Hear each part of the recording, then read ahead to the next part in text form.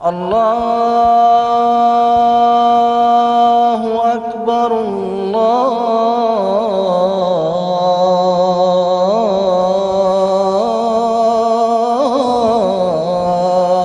اکبر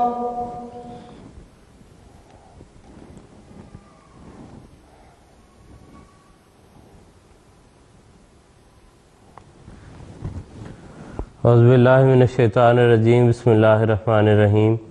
ناظرین کرام السلام علیکم ورحمۃ اللہ وبرکاتہ۔ پروگرام فقہی مسائل کے ساتھ اللہ تعالیٰ کی توفیق سے ایک بار پھر آپ کی خدمت میں ہم حاضر ہیں۔ آج بھی دونوں بزرگان یعنی ظہیر احمد خان صاحب لندن اسٹوڈیوز میں اور محترم مولانا مشرف کالم صاحب مفتی سلسلہ ٹیلی فون لائن پر شرکت فرمائیں گے۔ آپ کی طرف سے موصول ہونے والے مختلف موضوعات سے تعلق رکھنے والے سوالات ان بزرگوں کے سامنے پیش ہوں گے اور انشاءاللہ تفصیلی جوابات آپ سن سکیں گے۔ اللہ تعالیٰ کا احسان ہے کہ MTA کے ذریعے اس نے ایک ایسا فورم ہم سب کو مہیا کر دیا ہے کہ کہیں بھی بیٹھے ہوئے کسی چیز کی ضرورت کے مطابق یا بعض دفعہ ارد گرد اپنے معاشرے میں کسی چیز کا تذکرہ ہونے پر کوئی سوال اگر پیدا ہوتا ہے تو اس کے متعلق اگر کوئی ایسی بات پوچھنی ہو، کوئی وضاحت ہو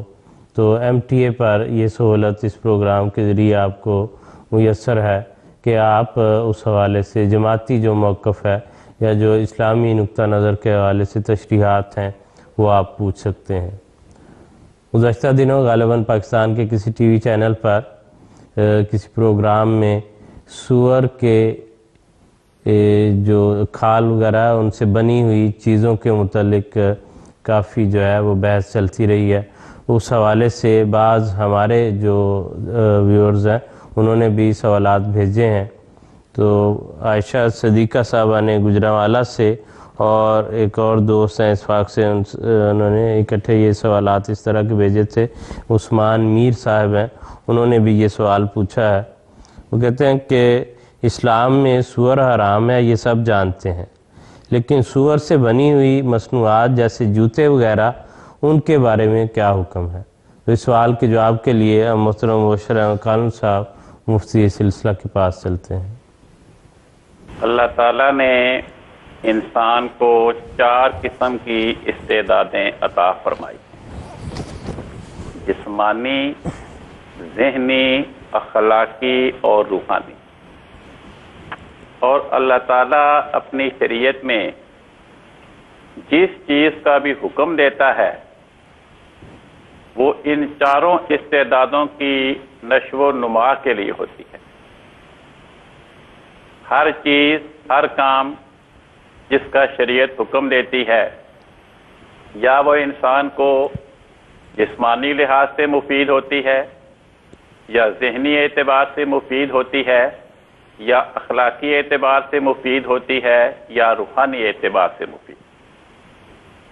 اور ہر وہ بات جس سے شریعت منع کرتی ہے وہ انسان کو یا جسمانی طور پر نقصان دیتی ہے یا اس کے ذہن کو نقصان دیتی ہے یا اس کی اخلاقی استعداد کو نقصان پہنچاتی ہے یا روحانی طور پر اسے نقصان دیتی ہے۔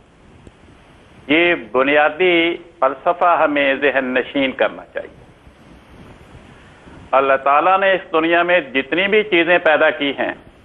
قرآن پاک فرماتا ہے کہ وہ انسان کے فائدے کے لیے ہے۔ یہ جداگانہ بات ہے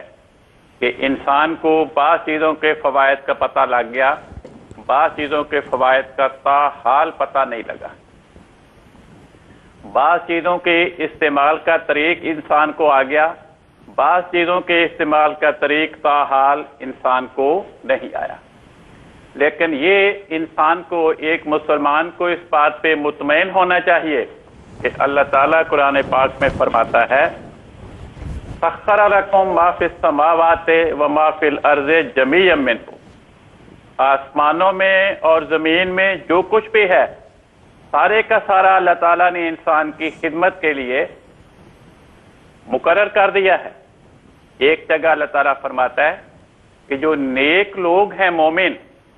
وہ اللہ تعالیٰ کی پیدا کی ہوئی اشیاء میں غور کرتے رہتے ہیں، اور وہ ہمیشہ خدا کی بارگاہ میں یہی عرض کرتے ہیں، ربنا ما خلقت ھذا باطلا، اے ہمارے پروردگار جو جو چیزیں بھی تو نے پیدا کی یہ بے مقصد پیدا نہیں کی، ہر چیز میں ہمارے لیے افادیت ہے۔ وہ افادیت کس پہلو کے لحاظ سے ہے؟ بعض باتوں کا ہمیں پتہ لگ گیا، بعض کا ہمیں تاحال پتہ نہیں لگا۔ اب یہ بات کہ خدا تعالیٰ نے کون کون سے چیز کو حرام کیا اور کیسے حرام کیا، اس بات کی طرف ہمیں توجہ کرنی چاہیے۔ اللہ تعالیٰ سورۃ الانعام میں فرماتا ہے، قل، اے محمد مصطفیٰ صلی اللہ علیہ وسلم، تو دنیا کو بتا دے، لا اجد فیما اوحی الی محرما، جو کلام مجھ پہ نازل کیا گیا میں اس میں کوئی حرام نہیں پاتا، اللہ طائم یطعمہ، کھانے والے پر کہ وہ کیا کھائے، فرمایا کھانے والا ہر چیز کھا سکتا ہے، الا ان یکون میتۃ، سوائے اس کے کہ وہ چیز مردار ہو، اور دم مسفوحا، یا بہتا ہوا خون ہو، اور لحم خنزیر، یا سور کا گوشت ہو،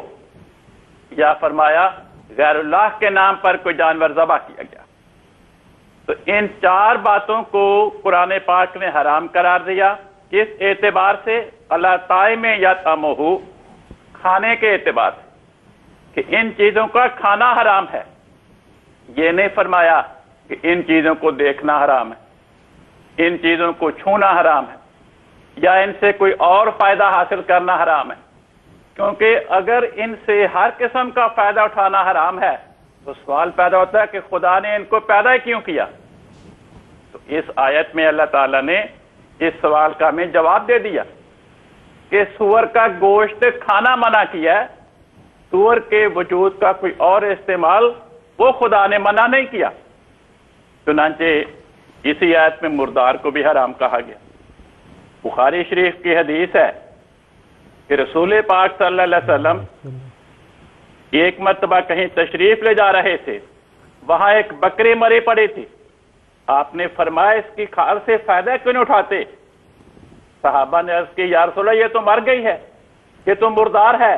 آپ نے فرمایا انما حرم اکلوہا، اس کا کھانا حرام ہے، کوئی اور مفاد اٹھانا تو حرام نہیں ہے۔ ایک حدیث میں لکھا ہے کہ رسول پاک صلی اللہ علیہ وسلم نے چمڑے سینے کے لیے سور کے بال کا استعمال اس کی اجازت دی۔ چنانچہ اس حدیث کی روشنی میں امام ابو حنیفہ اور امام محمد وغیرہ کا موقف ہے کہ جائز ہے۔ تو جن چیزوں کو خدا تعالیٰ نے منع کیا وہ ان کا کھانا منع کیا، اس سے کوئی دیگر مفاد اٹھانا وہ خدا نے منع نہیں کیا، کیونکہ غذا کا انسان کے کردار پہ، انسان کے اخلاق پہ اثر ہوتا۔ جوتی اس کی کھال کی جوتی پہننے سے تو کوئی اثر نہیں ہوتا۔ جی ٹھیک ہے کان صاحب، بہت شکریہ، جزاکم اللہ احسن الجزا۔ بہت تفصیل سے مدلل باحوالہ قرآنی آیات، احادیث، ان کے حوالے سے آپ نے اللہ تعالیٰ کے فضل سے تفصیل ساری بیان فرما دی ہے، اور امید ہے کہ جس بات کے نتیجے میں یہ بعض سوالات پیدا ہوئے تھے یا بعض غلط فہمیاں کہہ سکتے ہیں، یا جو لوگوں کو ایسی بتائی جا رہی تھی، وہ یقیناً دور ہوں گی، اور صحیح جو اسلام کی تعلیم ہے جس کے اندر ایک وسعت نظر آتی ہے، جس کے اندر انسانیت کے فائدے کو کبھی بھی جو ہے پیچھے نہیں کیا گیا، اس کو کسی بھی طرح سے روکا نہیں گیا، بلکہ سوائے اس کے کہ جہاں اس کو جسمانی طور پر یا روحانی طور پر یا اخلاقی طور پر جن چیزوں سے نقصان پہنچتا ہے، صرف ان چیزوں کو اللہ تعالیٰ نے منع کیا ہے، اور باقی ہر چیز کے لیے جو ہے انسان کو ایک کھلی اجازت دی ہے کہ وہ ان سے فائدہ اٹھائے، اور ان چیزوں پر کبھی بھی اسلام نے پابندی نہیں لگائی۔ اس لیے جو ایک تنگ نظری کا خیال بعض لوگوں کے دل میں پایا جاتا ہے اسلام کے بارے میں، وہ بھی اگر اس جو آپ کو سنیں تو ان کو بھی اس کے اندر جو وسعت ہے اسلام کے خیالات میں اور اس کی تعلیمات میں وہ ان کو ضرور نظر آئے گی۔ اگلے سوال پر بات کریں گے۔ ناصر صاحب نے اتنا مختصر نام ہی انہوں نے لکھا تھا، انہوں نے سوال ہمیں بھجوایا تھا کہ احادیث میں حج بدل کا کہاں ذکر ملتا ہے، اور میں اس کو پورا کر دوں زیادہ بہتر ہے۔ ہمارا ایک دوست بزرگ داؤد احمد صاحب نے گلاسگو سے فون پر ہمیں یہ بھی پوچھا تھا کہ کسی پروگرام میں ذکر ہوا تھا کہ حج بدل کرنے والے شخص نے خود پہلے حج کیا ہوا ہو، تو کہتے ہیں کہ اگر حج بدل کے لیے بھجوایا جانے والا شخص غریب ہو اور وہ خود حج کر ہی نہ سکتا ہو تو پھر اس کے لیے کیا حکم ہے؟ اب گویا اس سوال کے تین پہلو ہیں۔ ایک تو یہ کہ احادیث میں حج بدل کا ذکر کہاں ملتا ہے، دوسرا یہ ہے کہ حج بدل اگر کسی نے خود حج نہیں کیا ہوا اور وہ غریب آدمی ہے تو وہ حج بدل نہیں کر سکتا، اور تیسرا یہ ہے کہ حج بدل کے لیے یہ شرط ہے کہ اس نے پہلے حج کیا۔ جہاں تک پہلے حصے کا تعلق ہے کہ احادیث میں کہاں ذکر ملتا ہے، تو مختلف احادیث میں اس کا ذکر ملتا ہے، خاص طور پہ جب حضور صلی اللہ علیہ وسلم نے حجۃ الوداع فرمایا تو اس موقع پر آتا ہے، حدیث میں آتا ہے کہ منا کے مقام پر حضور کچھ دیر کے لیے کھڑے ہوئے اور لوگوں کے سوال تھے مختلف، ان کے جواب دینے کے لیے۔ کسی نے یہ پوچھا کہ حضور میں نے قربانی نہیں کی اور اس سے پہلے میں نے رمی جمار نہیں کی اور قربانی کر دی ہے، تو حضور نے فرمایا کہ اب رمی کر دو ولا حرج۔ کسی نے کہا کہ حضور میں نے سر منڈوا دیا اور قربانی نہیں کی، تو حضور نے کہا اب قربانی کر دو ولا حرج۔ تو اس حدیث میں آتا ہے کہ جو بھی حضور صلی اللہ علیہ وسلم سے سوال پوچھا گیا کوئی مؤخر اور مقدم کے سلسلے میں، تو حضور نے فرمایا کہ اب کر دو۔ تو دراصل وہ ایسا وقت تھا جب شریعت سکھائی جا رہی تھی، خاص طور پہ حجۃ الوداع کے موقع پہ حضور صلی اللہ علیہ وسلم کا یہ پہلا حج تھا فتح مکہ کے بعد، جو باقاعدہ مکہ فتح ہو جانے کے بعد حضور نے فرمایا، اور اس میں کئی قسم کے جو حج سے متعلق احکامات قرآن کریم میں نازل ہوئے تھے ان کو حضور صلی اللہ علیہ وسلم کی اپنی موجودگی میں صحابہ نے دیکھا۔ تو اس میں اس دوران حجۃ الوداع کے موقع پہ بعض ایسے سوال بھی، مثلا ایک خثعم قبیلے کا نام ہے خثعم، وہاں کی ایک عورت نے حضور صلی اللہ علیہ وسلم کی خدمت میں یہ عرض کی کہ حضور میرا والد بہت بوڑھا ہو چکا ہے، اس پہ حج فرض ہے، مالی لحاظ سے سفر کے امن میسر ہے اسے، لیکن وہ اتنا ضعیف ہو چکا ہے کہ وہ سواری پہ بھی ٹھیک ہو کے نہیں بیٹھ سکتا، تو کیا اگر میں اس کی طرف سے حج ادا کر دوں تو یہ درست ہے؟ تو حضور نے فرمایا کہ بالکل حج کرو اس کی طرف سے۔ اسی طرح ایک اور روایت میں جوہینہ قبیلے کی ایک خاتون نے حضور صلی اللہ علیہ وسلم کی خدمت میں عرض کی کہ حضور میری والدہ پر حج فرض تھا، لیکن وہ قبل اس کے کہ حج ادا کرتی فوت ہو گئی، تو کیا میں اس کی طرف سے حج ادا کر دوں؟ تو حضور نے فرمایا کہ اگر تمہاری والدہ پر کوئی قرض ہوتا تو کیا تم وہ قرض ادا کرتی کہ نہ؟ تو اس نے عرض کی کہ جی ضرور ادا کرتی۔ تو حضور نے فرمایا پھر اللہ زیادہ حقدار ہے کہ اس کا قرض ادا کیا جائے۔ تو یہ احادیث میں ذکر ملتا ہے، یہ ہے حج بدل، کسی کی طرف سے حج کرنا۔ اب ان دونوں احادیث میں اگر دیکھیں تو اولاد، ایک میں بیٹی اپنی والدہ کی طرف سے اور ایک میں بیٹی اپنے والد کی طرف سے حج کرنا چاہتی ہے، تو اس میں حضور صلی اللہ علیہ وسلم نے اس کی اجازت دی۔ اسی طرح اب دوسرا پہلو ہے کہ اس کے لیے حج بدل کے لیے کہاں ضروری ہے کہ وہ پہلے خود حج کیا جائے۔ احادیث میں حضرت ابن عباس رضی اللہ تعالیٰ عنہ کی روایت ہے کہ حضور صلی اللہ علیہ وسلم نے حجۃ الوداع کے موقع پہ ایک شخص کو تلبیہ کہتے ہوئے سنا کہ میں یہ تلبیہ میں شبرما کی طرف سے کہہ رہا ہوں۔ تو حضور نے اس سے پوچھا کہ یہ شبرما کون ہے؟ تو اس نے کہا کہ حضور میرا بھائی ہے، یا راوی کو شک ہے کہ اس نے کہا کہ میرا کوئی رشتہ دار ہے۔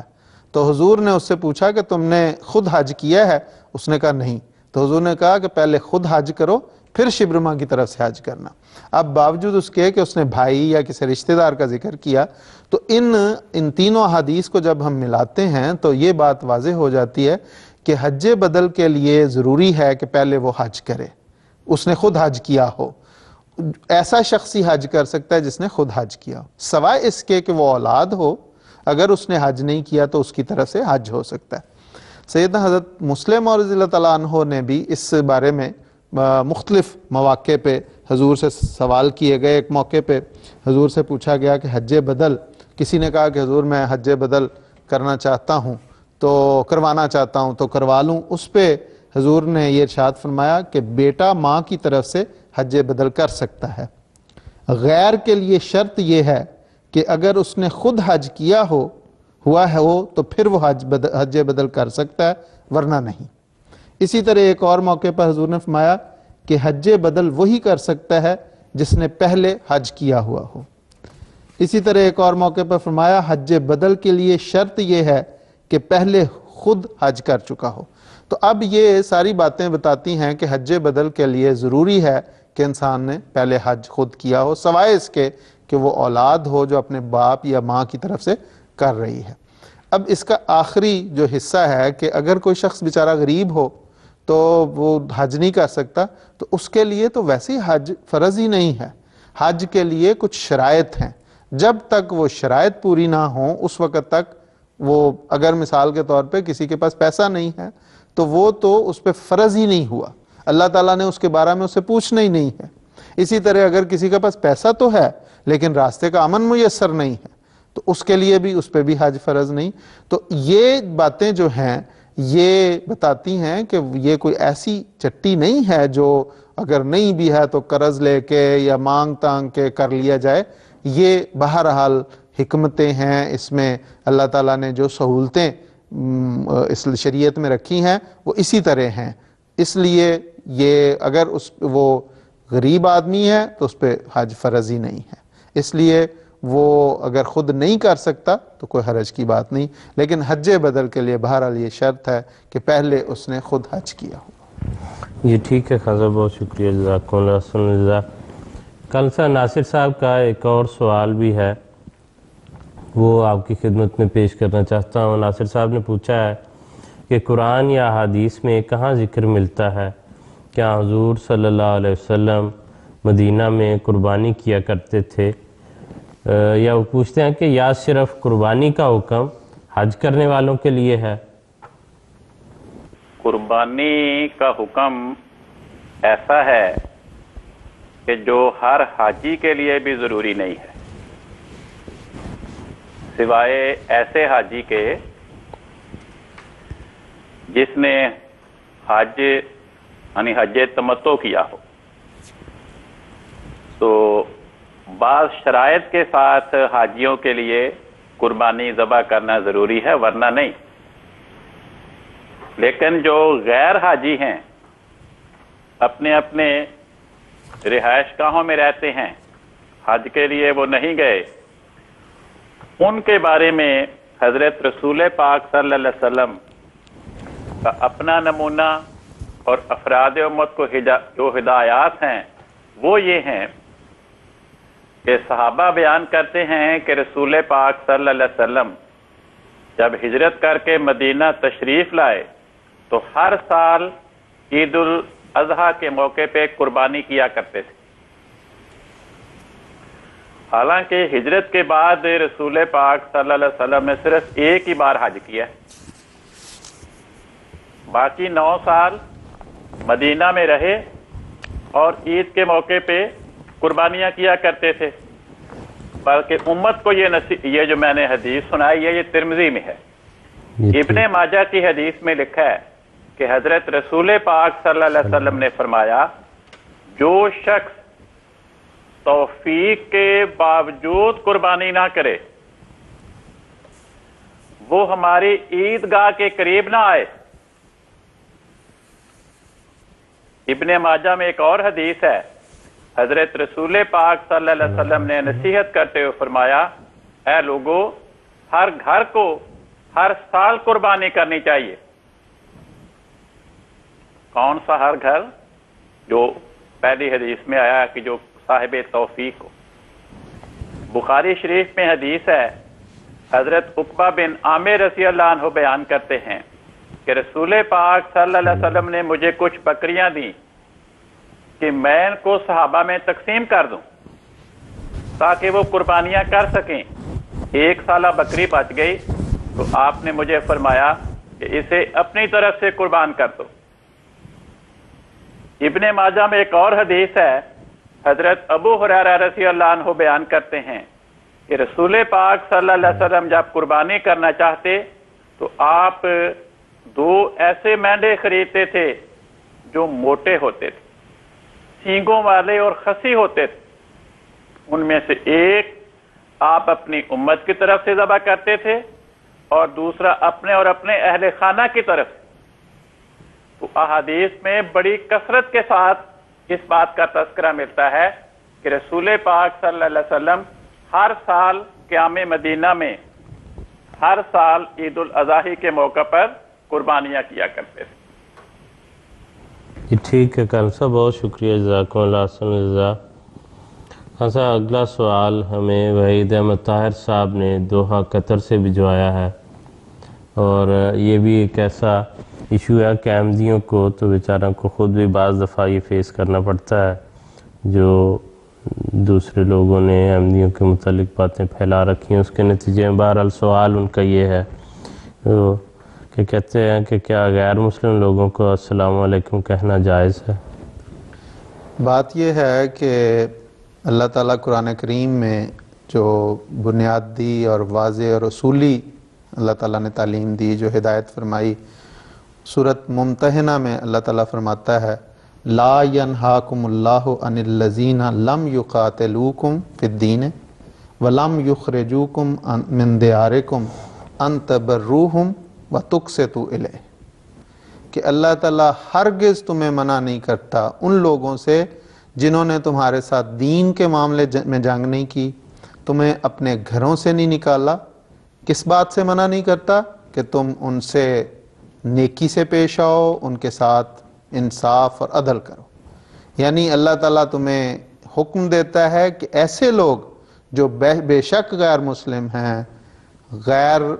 اسلام سے الگ مذہب سے تعلق رکھتے ہیں، ان کے ساتھ نیکی کرنے اور ان کے ساتھ عدل و انصاف کرنے سے ہرگز منع نہیں کرتا۔ اسی طرح اللہ تعالیٰ نے حضور صلی اللہ علیہ وسلم کو ایسے لوگوں کے متعلق جو اپنی لا علمی کی وجہ سے اسلام نہیں قبول جنہوں نے کیا، جن کو علم نہیں، ان کے متعلق اللہ تعالیٰ حضور صلی اللہ علیہ وسلم کو مخاطب کر کے فرماتا ہے، سورۃ زخرف میں ہے فَاصْفَحْ عَنْهُمْ وَقُلْ سَلَامٌ فَسَوْفَ يَعْلَمُونَ، کہ ان سے درگزر کر اور ان کو سلامتی کا پیغام پہنچا، وہ ضرور اس بات کو سمجھیں گے، اس دین کی حقیقت کو جانیں گے، اور ضرور اللہ تعالیٰ انہیں توفیق دے گا کہ وہ اسلام قبول کر لیں۔ تو یہ ایسی واضح تعلیم ہے جس میں حضور صلی اللہ علیہ وسلم کو، صحابہ کو، ساری امت مسلمہ کو یہ حکم دیا کہ جو غیر مسلم ایسے ہیں جنہوں نے تمہارے ساتھ دین کے معاملے میں جنگ نہیں کی، تم پہ ظلم زیادتی نہیں کی، ان کے ساتھ تمہیں بھی یہ حق نہیں پہنچتا کہ تم ان کے ساتھ کسی قسم کا بھی نامناسب رویہ اختیار کرو۔ حضور صلی اللہ علیہ وسلم نے اپنے صحابہ کو یہ تعلیم دی کہ آپ فرماتے ہیں کہ افشوا السلام علیکم بینکم، کہ اپنے درمیان سلام کو پھیلاؤ، زیادہ سے زیادہ ایک دوسرے کو السلام علیکم کا پیغام دیا کرو۔ اسی طرح حضور صلی اللہ علیہ وسلم نے یہ بھی فرمایا کہ اس میں ایک اور حدیث میں حضور فرماتے ہیں کہ تقرأ السلام علی من عرفت ومن لم تعرف، یہ اتنی واضح حدیث ہے کہ حضور اپنے صحابہ کو یہ فرما رہے ہیں کہ ہر اس شخص کو جس کو تم جانتے ہو یا جس کو نہیں جانتے، ان کو تمہارا کام ہے کہ تمہیں سلام کہو۔ یہ تو حضور صلی اللہ علیہ وسلم کے ارشادات ہیں۔ جہاں تک حضور صلی اللہ علیہ وسلم کے اسوے کا تعلق ہے تو صحابہ بیان کرتے ہیں کہ حضور صلی اللہ علیہ وسلم جب کسی مجلس کے پاس سے گزرتے تو اس کو السلام علیکم کہہ کے گزرتے، اور اس مجلس میں مسلمان بھی ہوتے تھے، یہودی بھی ہوتے تھے، مشرک بھی ہوتے تھے، بت پرست بھی ہوتے تھے۔ تو یہ حضور صلی اللہ علیہ وسلم کا اپنا عمل تھا۔ اسی عمل کو سامنے رکھتے ہوئے، اسی اسوے کو اختیار کرتے ہوئے حضور کے صحابہ کا بھی یہی عمل تھا، اور بعض صحابہ بازاروں میں نکل جاتے اور ہر ملنے والے کو خواہ وہ اس کو جانتے ہوتے یا نہ جانتے ہوتے السلام علیکم کہتے۔ مثلا اب میں کچھ حوالے پیش کرتا ہوں۔ حضرت حضور کے ایک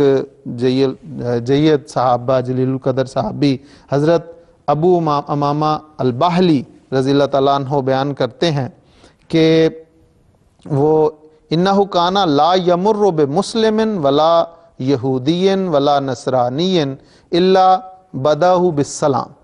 کہ حضرت ابو امامہ الباہلی جو تھے وہ کسی بھی مسلمان کے پاس سے، کسی یہودی کے پاس سے، کسی عیسائی کے پاس سے گزرتے اسے ضرور سلام میں ابتدا کرتے۔ اسی طرح حضرت ابن عباس رضی اللہ تعالیٰ عنہ کہتے ہیں وہ کہ مخلوق خدا میں سے جو تمہیں السلام علیکم کا جواب حضرت ابن عباس رضی اللہ تعالیٰ عنہ کہتے ہیں کہ مخلوق خدا میں سے جو تمہیں السلام علیکم کہے اس کا جواب دو، خواہ وہ یہودی ہو، خواہ وہ عیسائی ہو، خواہ وہ مجوسی ہو۔ اسی طرح ایک اور روایت میں حضرت عبداللہ بن عباس رضی اللہ تعالیٰ عنہ بیان کرتے ہیں کہ انہوں نے اہل کتاب کے ایک شخص کو خط لکھا اور اس میں السلام علیکم لکھا۔ اسی طرح حضرت ابو الدرداء، حضرت عبداللہ، حضرت ابو الدرداء اور حضرت فضالہ بن عبید، تینوں صحابہ کرام مشرکوں سے سلام کرنے میں پہل کیا کرتے تھے۔ تو یہ تمام حوالہ جات بتاتے ہیں کہ صحابہ رسول صلی اللہ علیہ وسلم نے اپنے آقا و مطاع کی پیروی میں، آپ کی اقتداء میں، آپ کے اسوے کو چلتے ہوئے جس طرح آن حضور صلی اللہ علیہ وسلم کا اسوہ تھا کہ جہاں سے گزرتے وہاں السلام علیکم کا پیغام پھیلاتے چلے جاتے، یہی صحابہ نے اپنے آقا کی اقتداء میں، خواہ وہ یہودی ہوتا، خواہ وہ عیسائی ہوتا، خواہ وہ مجوسی ہوتا، کوئی بھی مذہب سے تعلق رکھنے والا ہوتا، اس کو السلام علیکم کہتے۔ یہ دراصل اسلام کی وہ تعلیم ہے جو حقیقی تعلیم ہے۔ اسلام امن اور آشتی کا پیغام دینے آیا تھا، اور یہی اس کی حقیقی تعلیم تھی۔ یہ جو بعد کے لوگوں نے اس کو بگاڑ دیا، ابھی پہلے آپ ذکر کر رہے تھے کہ اس قسم کے اپنے سیاسی ہتھ کنڈے، اپنی دکان چمکانے کے لیے اسلام کی آسان تعلیم کو مشکل کر کے رکھ دیا، اور اس کے نتیجے میں اسلام کو بدنام کرنے کی انہوں نے کوشش کی ہے۔ اور ورنہ آن حضور صلی اللہ علیہ وسلم نے تو فرمایا دین و یسرن، دین تو آسانی کا نام ہے، فرمایا یسرو ولا تو اسرو، آسانیاں پیدا کرو۔ اور جس پروگرام کی آپ بات کر کے وہ سور کی کھال کی جوتیوں کا ذکر کر رہے تھے، وہ بھی ظلم ہے، اور جس طرح محترم کالوں صاحب نے اتنی تفصیل سے جواب دیا کہ